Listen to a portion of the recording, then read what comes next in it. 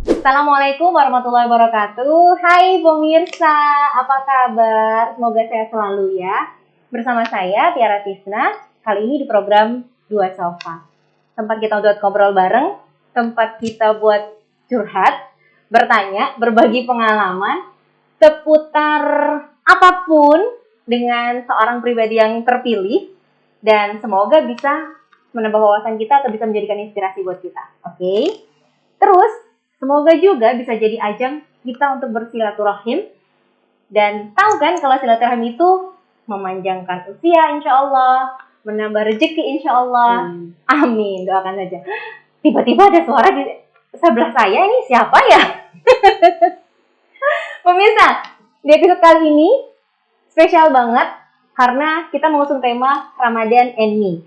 Di sini momen buat berbagi cerita, momen berbagi pengalaman, kenangan, ataupun kesan apapun seputar bulan Ramadan, bulan suci, bulan yang penuh berkah.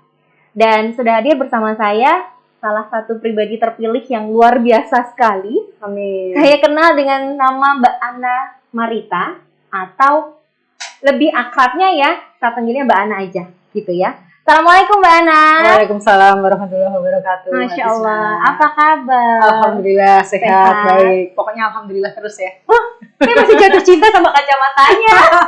Lihat kacamatanya bagus sekali. Aduh, jadi malu. Mbak Ana, Ya. Sebelum kita ngobrol panjang, sebelum kita ngobrol lebih lanjut, lebih dalam mungkin ya, saya pengen Mbak Ana cerita dulu dong.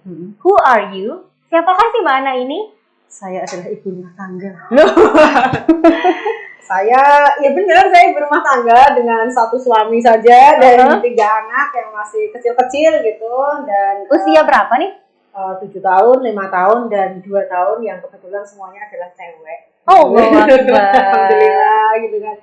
Nah, kalau untuk kegiatan saya sehari-hari, kebetulan usaha saya lebih ke untuk urusan organizer. Jadi ngurusin orang-orang nikah kayak gitu. Sebenarnya fokusnya bukan cuma orang wedding sih, cuman kebetulan rezeki saya 90% di wedding.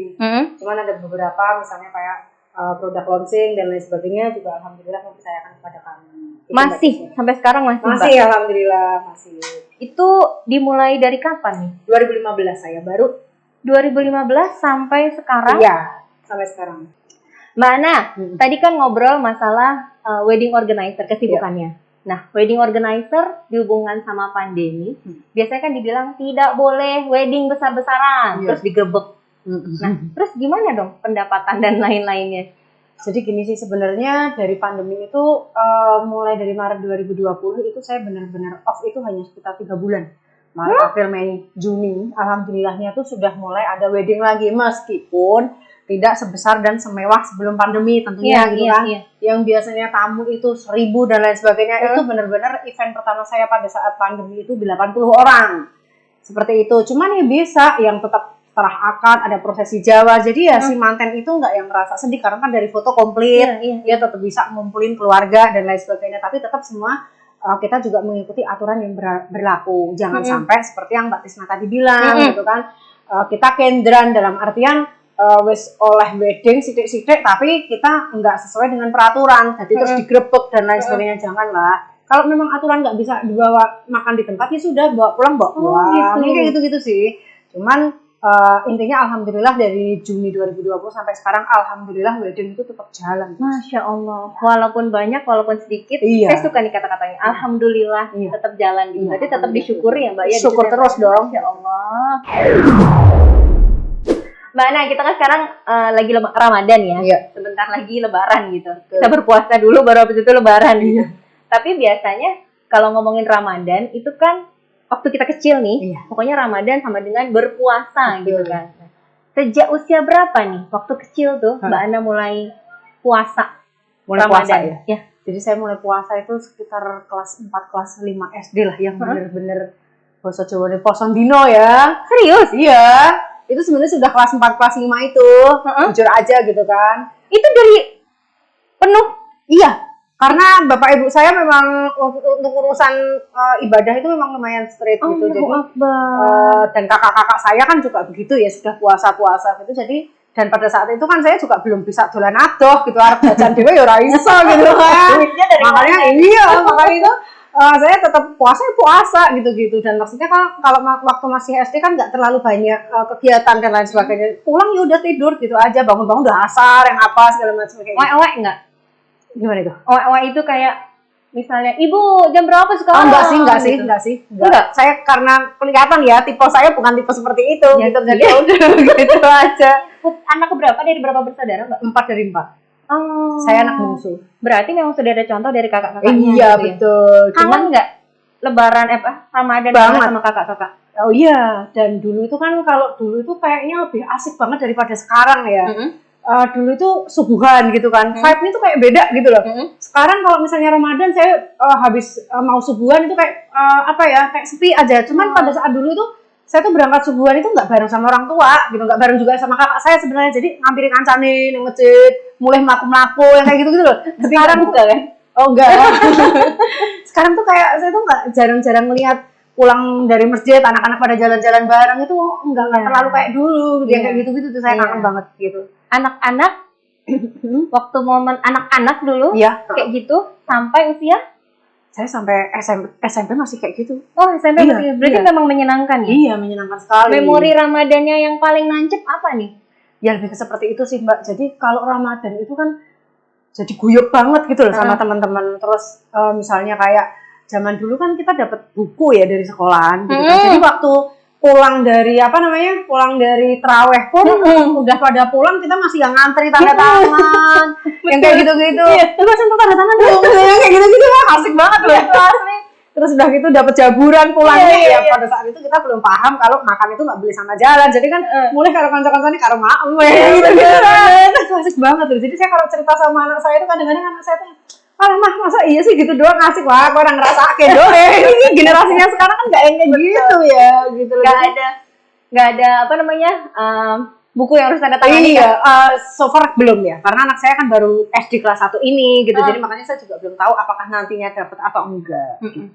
Nah, tadi usia kelas 4 kelas 5 SD sudah mulai berpuasa dan itu sudah beneran gitu ya? Iya, beneran. Ngerasa berat nggak waktu itu? Iya, pasti dong. Cuman kan memang pada saat saya kelas 2 kayak gitu-gitu saya sudah latihan puasa gitu.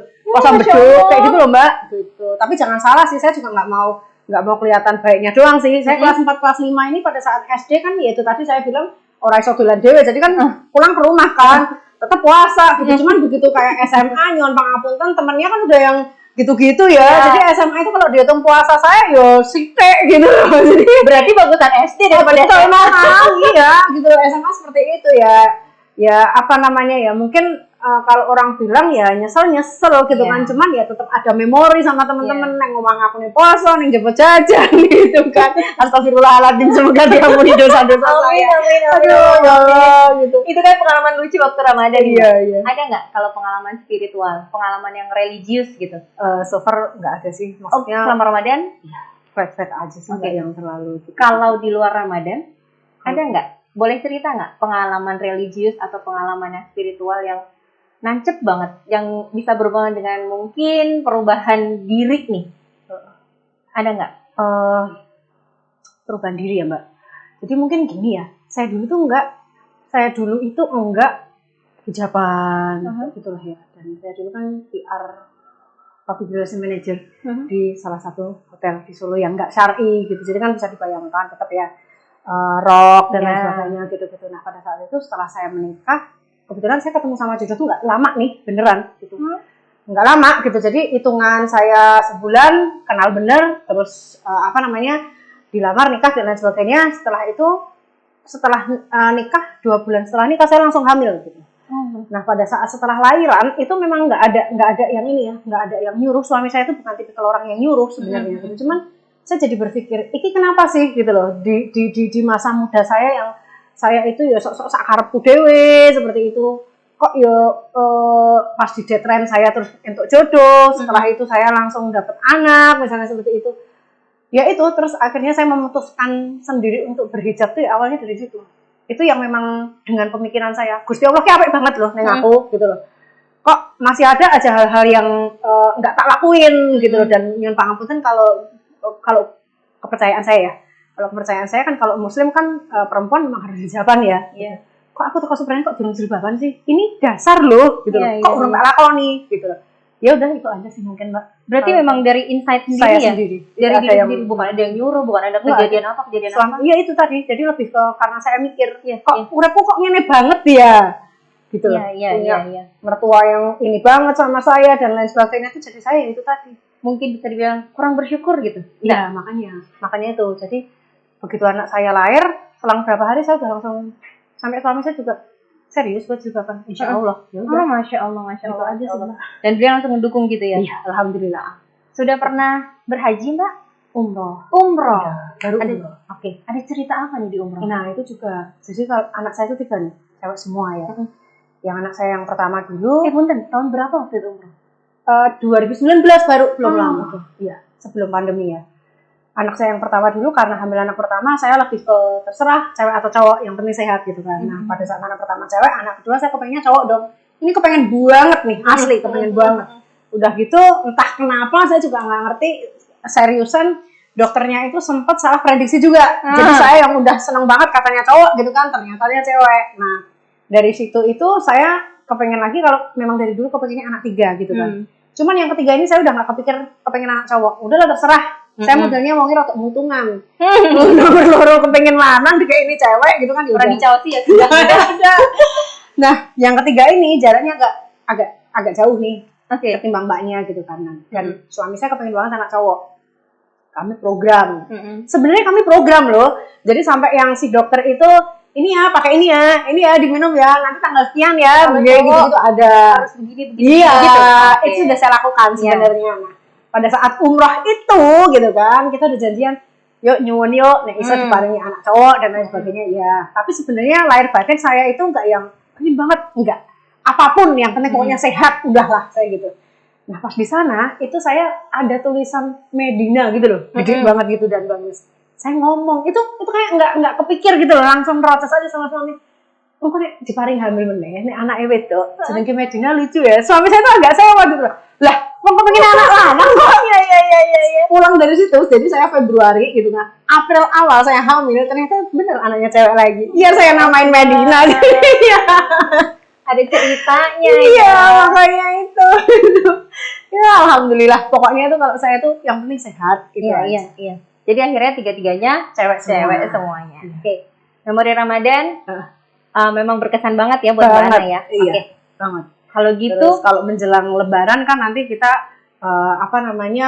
takbiran dan lain sebagainya. Insya Allah sih harapan saya dengan sudah vaksin ketiga dan lain sebagainya, semoga saja tidak ada pembatasan. Gitu kan. Karena sebenarnya yang paling dinanti-nanti tuh kan takbiran muter itu kan, masya Allah, gitu kan rasanya sampai suka apa sih bahasa Jawanya berapa mili loh ya kalau melihat kayak gitu tuh, masya Allah. biar anak-anak nanti juga merasakan gimana sih gitu rasanya kan. takbirannya muter gitu ya.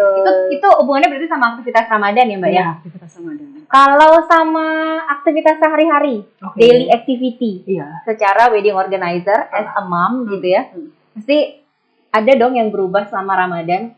Yang biasanya jam sekian sampai jam sekian, ini kan berarti mesti jam sekian dan jam sekian kan gitu ya. Nah, apa nih perubahan daily activity-nya? Jadi kalau misalnya untuk urusan kerjaan, jadi selama Ramadan ini kan hampir saya nggak ada wedding ya, nggak ada event wedding.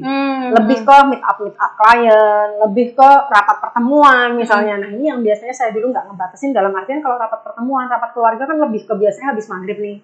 Ini selama Ramadan ini memang saya sudah matur ke klien-klien, mohon maaf, saya membatasi hanya sampai jam 4:30 karena saya harus prepare siap-siap buka di rumah dan lain sebagainya, lebih seperti itu sih. Jadi tidak ada aktivitas di atas maghrib. Supaya kita juga sama-sama ibadahnya bisa lebih maksimal dan lain sebagainya seperti itu. Kalau untuk kegiatan di rumah sih ya standar. Kebetulan saya itu biasa setiap hari jam 4 itu pasti bangun. Gitu kan. Nah, cuman ini jam 4 bangun itu biasanya udah terusan aja sampai siang sampai malam gitu kan. Cuman kalau puasa sih dari yang kemarin-kemarin biasanya saya jam 2 gitu udah bangun dan lain sebagainya gitu. Nah, nanti kalau misalnya udah habis subuh tuh kadang-kadang masih jadi malah merem-merem dikit lagi gitu sampai anak jamnya sekolah baru saya nganterin dan lain sebagainya. Itu aja sih, nggak terlalu ada yang perubahan ini gitu. Enggak. Ada kerjasama nggak sama keluarga? Maksudnya? Untuk perubahan-perubahan aktivitas ini, berarti kan mungkin ayo nanti kamu bantuin untuk bikin buka puasa. Oh bantuin iya buat pasti. ini gitu. Iya, anak-anak. Jadi suami sama anak gitu membantu apa enggak? Kalau suami sih saya memang nggak terlalu ini ya, karena kan suami kan dari pagi sampai sore kan dia toko ya, gitu kan. Jadi saya nggak terlalu meminta bantuan apa-apa. Cuman kalau anak memang dari dulu saya selalu untuk urusan apapun melibatkan. Oke. Gitu. Biar anak itu tahu uang tua mungkin kayak gini loh. Dan lain sebagainya. Ya masalah rumah tangga, masalah maksudnya untuk urusan rumah, masalah kerjaan dan lain sebagainya itu memang saya udah ngerti kayak anak dari dulu. Bagi-bagi, nyapu, Iya, masak, iya. apa. Ya meskipun nyapu ya dong resek, apa ya dong apa gitu kan istilahnya. Jadi saya lebih ke dolanan diberesin sendiri. Untuk urusan sekolahan, besok jadwalnya apa kan udah bisa baca tuh. Iya. Cek sendiri, masukin sendiri. Mamah nanti tinggal make sure salah apa benernya, seragam disiapin sendiri dan lain sebagainya. Jadi untuk hari-harian biasa sudah seperti itu. Tapi kalau misalnya Ramadan ya lebih ke bantuin masak-masak tipis-tipis sih gitu. Karena saya juga enggak yang masak berat gitu untuk enggak sih. Sudah bakal ngajarin anak-anak puasa juga? Sudah. Usia 7, 5 sama enggak dari anak saya yang pertama sih, baru anak saya yang pertama dari gitu. mulai tahun kemarin baru gitu. Udah full juga mereka? Belum sih. Jadi dia masih yang pernah beberapa kali dia puasa full tahun kemarin. Cuman ada beberapa juga yang setengah hari masih saya, ya oke lah nggak apa-apa. Karena kan ini dia baru kelas 1 ini. Artinya kan tahun lalu dia masih TK. Ngasih pengertian ke mereka bahwa puasa itu kayak gini loh nak, gitu gimana nih Mbak? Jadi ya saya matur bahwa di dalam beragama itu kan ada hal-hal yang diwajibkan. Sholat. Anak saya alhamdulillah dua-duanya sudah nggak pernah bolong sholat lima waktu. Gitu kan. Meskipun, apalagi yang TK nih ya, bacaan dia belum full, tapi setidaknya kui bendino kudu sholat, meskipun kui baru gerakan, setidaknya kan dia sudah berasa kalau bolong sholatnya dia kok ada yang aneh ya. Enak. Itu aja dulu gitu loh. Ke depan masalah bacaan dan lain sebagainya itu mengikuti. Kalau saya gitu sih, kan orang sendiri-sendiri ya. Iya. Puasa pun begitu. Nah puasa ini juga wajib gitu. Selama bulan Ramadan kecuali mamah nih kadang-kadang ada halangan, nah kamu tuh harus puasa terus. Karena kamu masih kecil, semampumu aja dulu gitu loh. Dengan kamu puasa semampumu itu Allah juga ngehargain gitu lah. Cuman ya sudah intinya dia tahu kalau yang wajib itu harus seperti itu dia tahu gitu. Jadi ya dia memang ada usaha untuk itu.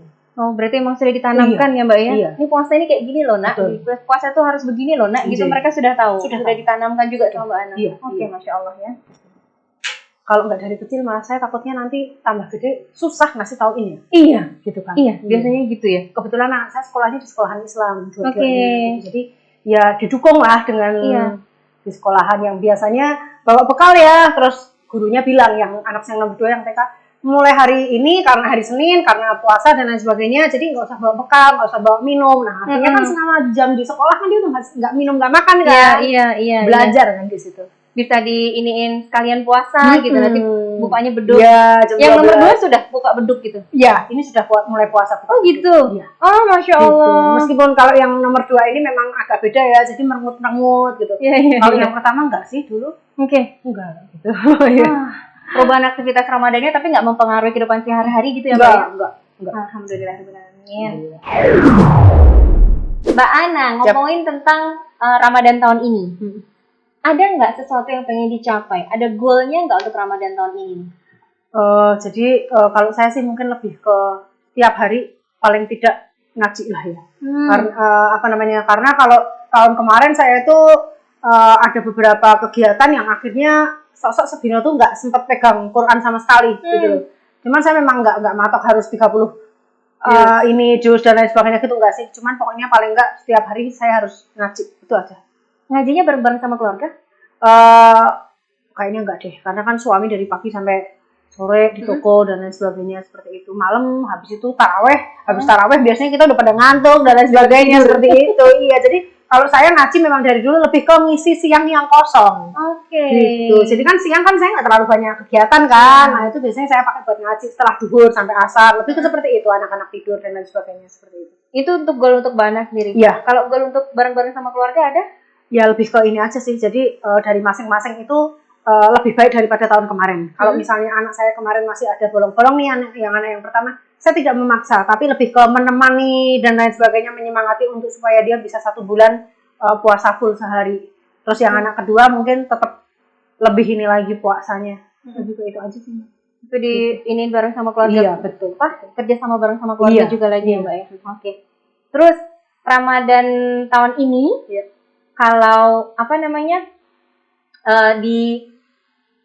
dikalkulasikan gitu, dihitung-hitung gitu sama anak-anak, apakah apakah akan tercapai nih goalnya nih? Insya Allah. Insya Allah. Sudah yakin ya? Yakin. Berarti sudah yakin. sudah dihitung, kita akan mencapai goal ini bareng-bareng sama keluarga gitu. Masya Allah, alhamdulillah. Ya, karena itu dari jauh hari sudah kita kampanyekan selalu ya, gitu kan. Jadi si anak itu pun juga alhamdulillah kemarin excited mah berapa hari lagi, berapa ini lagi kita puasa. Betul. Alhamdulillahnya seperti itu gitu. Karena setiap hari kita ya ini terus gitu. Oh, malah mereka bertanya, mereka excited mau puasa ya. Oh iya, pantesan itu goalnya pasti tercapai. Makanya gitu, kalau anak kecil kan juga gitu ya, gitu. Dia kan sama teman-temannya kan nanti pasti di sekolah cerita, wingi posomu nutup nggak? Ya, dan sebagainya. Nah, itu meskipun kita nggak bisa harus puasa itu niatnya sama Allah. Yang gitu-gitu saya maksudnya pokoknya jalan aja lah dulu gitu, karena hal yang seperti itu kan juga jadi semangat nih buat si anak gitu. Kemarin itu bisa puasa seharian kok, aku juga harus begini. Nah, misalnya seperti itulah. Oke. Saya yakin. Kalau Ramadan tahun ini ada favoritnya nggak? Pengen ada sesuatu yang favorit nggak? Sesuatu yang favorit, misalnya seperti apa tuh Mbak? Misalnya kayak tempat favorit nanti kita buka puasa di sini. Oh gitu. Takjil favorit kita makan ini, makanan favorit kita makan itu. Gitu. Ada sih, jadi kita sudah kebetulan ada kita rencana ada kepengen makan di mana sama keluarga kayak gitu ada. Cuman kalau untuk pilihan makan pada saat buka puasa itu memang saya lebih ke misalnya yang apa sih kayak lesehan bisa bareng-bareng. Jadi tuh kesannya nyantai gitu loh. Karena kalau misalnya kita tuh bukan kenapa ya, ini untuk saya ya. Kalau makannya tuh lebih ke kayak di restoran yang duduk atau ke hotel itu kayak yang terlalu riwah banget gitu loh, orang kesana kesini dan lain sebagainya gitu kan terlalu rame gitu kan. Cuman kalau misalnya yang ada saungnya, ada apanya itu kita menikmatinya tuh lebih enak gitu loh. Direncanain nggak sih Mbak? Ada 30 hari gitu? Oh enggak sih. Buka puasa di sini ini gitu. Jadi lebih on the spot aja. Kita udah ada tanggal sekian ya kita buka karena ada kebetulan barengan ada acara lah, momen lah pada saat itu. Jadi nanti tanggal sekian kita buka di sini ya, itu udah ada. Seperti itu. Tapi nggak yang setiap saat kita buka di luar itu nggak sih. Iya. Ada menu favorit? Kalau menu favorit saya lebih ke ini kali, kolak waloh kali. Kolak waloh bikin sendiri? Bikin sendiri. Jadi saya kalau kolak waloh itu bisa seminggu sampai 3 kali, berapa kali itu nggak bosen-bosen rasanya. Dan rasanya kalau makan kolak waloh pas puasa sama nggak puasa itu rasanya beda. Saya tahu yang paling disenengin. Apa tuh? Kuacinya pasti. Enggak ya, walohnya itu maksud saya. Ini walohnya bukan kuaci walohnya. Gitu. Takjil favorit ada Mbak? Enggak sih, saya ya lebih pokoknya kalau buka kolak waloh itu ya favorit banget lah itu. Person favorit. Orang-orang yang pengen diajak buka puasa bareng-bareng gitu mungkin. Ya lebih ke keluarga kalau saya. Saya lebih ke keluarga. Utamain keluarga, entah itu keluarga saya sendiri, mertua saya, bapak ibu saya, karena ya yang utama buat kita tuh kalau ada apa-apa kan tetap larinya ke keluarga ya. Jadi saya mengutamakan keluarga. Yang kedua ya lebih ke tim saya kerja dulu. Ya tim saya WO dan lain sebagainya itu juga sudah kita tentuin tanggal dan lain sebagainya sudah tinggal jalan gitu sih. Satu lagi. Boleh. Lagu favorit. Wah, Opik dong. Yang apa? Itu kalau puasa kan, dia tuh kan vibe-nya ini banget. Ramadan tiba itu lah. Itu ya. Oh bener. Itu jadi kalau misalnya kita dari sebelum puasa pun kalau kita masuk mall kan pasti loh video Opik itu pasti loh. Gitu, jadi itu rasanya udah maknyes banget loh. Kosong gitu. Ternyata menyenangkan ya banget. Alhamdulillah. Ya kayak gitu. Oke. Karena sudah saya bilang satu lagi, berarti alhamdulillah. Terima kasih ya Mbak Ana. Banyak banget manfaat yang bisa kita ambil. Tisna ambil manfaatnya juga banyak banget. Kawan Karavan juga bisa ambil manfaatnya banyak banget. Dan insya Allah nanti pahalanya juga akan terus mengalir ke Mbak Ana. Amin, amin ya Rabbal Alamin. Terima kasih ya Mbak Ana atas kedatangannya. Insya Allah besok-besok kita bisa ketemu lagi ya. Kalau ada kurang-kurangnya saya mohon maaf. Sukses untuk usahanya. Amin ya Rabbal Alamin. Sukses untuk keluarga dan kehidupannya. Amin ya Rabbal Alamin. Terima kasih. Jangan lupa ya untuk follow, like, subscribe, komen akun kita di bawah ini. Oke? Terima kasih. Sampai ketemu di lain waktu. Sehat-sehat buat semuanya. Wassalamualaikum warahmatullahi wabarakatuh. Waalaikumsalam.